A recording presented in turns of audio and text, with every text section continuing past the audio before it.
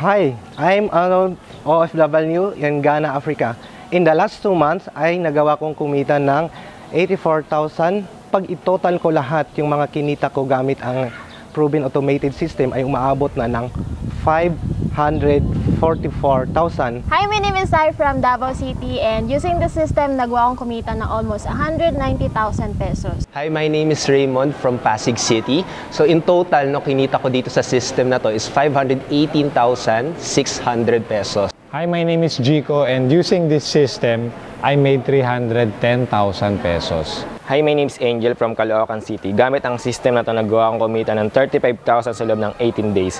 At ang kabuuan ay 102,900. Hi, my name is Jojo from Caloocan City. All in all, ang total income na kinita ko na gamit ang system na to ay umabot na ng 212,900 pesos. No? Hi, my name is Jay from Cavite.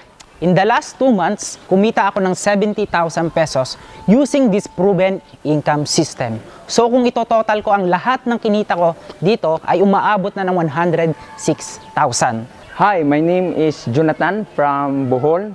In just 2 months, kumita ako ng 85,800 pesos using this automated proven system. Kung itotal ko lahat yung kinita ko dito, umabot ng 485,800 pesos using this system.